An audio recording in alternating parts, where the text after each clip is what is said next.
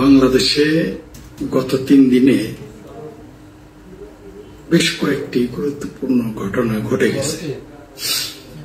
তার অন্যতম একটি হলো এই সনাতন জাগরণ মঞ্চের মুখপাত্র এবং ইসকনের নেতা, ইসকনের ধর্মগুরু চিন্ময় কৃষ্ণ দাসের গ্রেপ্তার। প্রথমে যখন নিউজটা পড়লাম যে তাকে ডিবি কার্যালয়ে গ্রেপ্তার করে নিয়ে যাওয়া হয়েছে, প্রথমে ভাবছিলাম এটা গুজব, বিশ্বাস করিনি। তারপরে দেখলাম না, স্বয়ং আইন শৃঙ্খলা বাহিনী পক্ষ থেকে বিবৃতি দেওয়া হয়েছে, তাকে গ্রেপ্তার করা হয়েছে সুনির্দিষ্ট মামলার কারণে।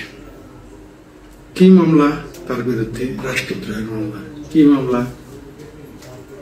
সংঘর্ষের মামলা। কি মামলা?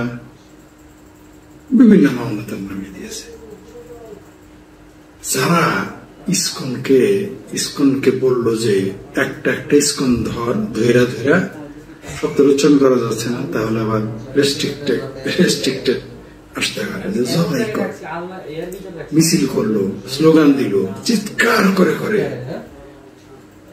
মানে কুত্তার মতো ঘেউ ঘেউ করে চিৎকার করে বললো। কুত্তার ঘেউ ঘেউ তো ভালো শোনা যায়, চিৎকার করে বললো একটা ইসকন ধরে জবাই কর। তাকে গ্রেপ্তার করলো না, কিন্তু গ্রেপ্তার করলো কাকে?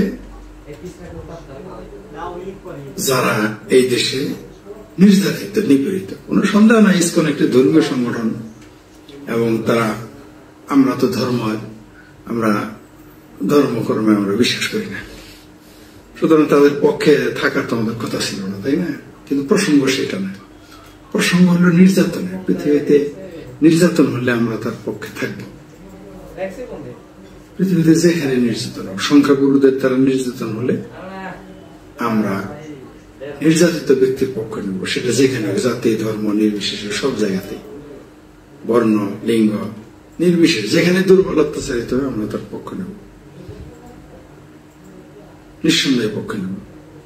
যারা চিৎকার করে বললো একটা ইসকন ধরে জবাই করো, তাদের নামে একটা মামলা হলো না, আর ইসকনের যারা নিরামিষ বুঝি তাকে গ্রেপ্তার করা হলো। আমি বলছি না যে তারা কুসংস্কার সম্পন্ন না, তার অবৈজ্ঞানিক চিন্তা চেতনার মধ্যে নাই, তার ধর্মান্তরে, তা বলছি না। এগুলো মুসলমানদের মধ্যে যেমন আছে তাদের মধ্যে আছে। প্রসঙ্গ সেইটা না, প্রসঙ্গ হচ্ছে যে এই লোকটাকে যে গ্রেপ্তার করা হলো, চেহারা যেহেতু দেখেই তো বোঝা যায় যে এই লোকটা জীবনে একটা পিঁপড়া মারে নেই। ইসকনের যে নেতারা দেখলাম, এদের দেখলে তো আমার হাসি আসে, যে জীবনে কোনোদিন একটা মশা মারছে কিনা আমার সন্দেহ আছে। এবং আমি মাঝে মাঝে ইসকনীদের গালাগালি করতাম, মানে গালাগালি না, মানে তাদের বলতাম যারা বেকুব নাকি, এগুলো নির্যাতিত নিপীড়িতের কথা বলে না, এগুলো বলতাম। এরা তো বোকা, বিচ্ছিন্ন দিয়ে একটা ঘটনা ব্যতীত। আর এরা সরাসরি জবাই করতে চাইলেও তাকে আপনারা গ্রেপ্তার করলেন না, ইসকনের এই নেতাকে গ্রেপ্তার করলেন। ফলাফলটা কি হচ্ছে এখন? প্রথমে হিন্দুদের উপরে আপনি আক্রমণ করার কারণে ইসকনের ঐক্যজোট হয়েছে, আপনি তাদের মেরেছেন চিটাগাঙে, তাদেরকে মারলেন, গণপিটুনি দিলেন, নারীদের সেখানে ধর্ষণ করা হলো, সম্পদ লুট করা হলো, দোকান লুট করা হলো, পেটানো হলো। স্বয়ং আইন শৃঙ্খলা বাহিনীর প্রত্যেকটা শাখায় প্রশাখায় জড়িত ছিল। মারামারি সব আমরা দেখেছি। সিসি ক্যামেরা ভেঙা মানেই তো আপনি সকল অপকর্মের দায় আপনার। সিসি ক্যামেরা কেন ভাঙছেন? তার মানে আপনি যা ইচ্ছে তাই করতেছেন সেখানে।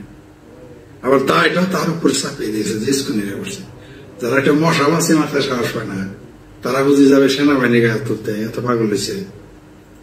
আমি ঘুরে ধরে বাংলাদেশের কোন হিন্দু আমার গায়ে হাত দিতে পারবে? স্পর্ধা তার আছে। আমি চ্যালেঞ্জ করলাম, একেবারে সেই বয়স হয়তো সবচেয়ে ক্ষমতান ব্যক্তি হিন্দুদের মধ্যে, তাই না বাংলাদেশে? আর বাংলাদেশ সবচেয়ে ধনী যারা আছে হিন্দু, তাদের বলুন আমার গায়ে হাত দিয়ে দেখেন তো। আমার গায়ে হাত দিতে হবে না, আমার আপনি সামনে দ্বারা আমার মাকে গালি দিবেন বা আমার বাবাকে গালি দিবেন, বা আমার শুধু শালা জামালপুর এই কথাটা বলে, এই শালা জামালপুর বাগান থেকে এই কথাটা আমার বলেন তো দেখি, আপনারা পারেন কিনা টিকতে? বাংলাদেশে যত ধনী এবং প্রতিষ্ঠান হিন্দু পারবে? পারবে না, প্রশ্নই আসে না। তাহলে সেই ব্যক্তিটা আমি নিরীহ মানুষ, আমার গালি দিয়ে বাংলাদেশের কোন হিন্দু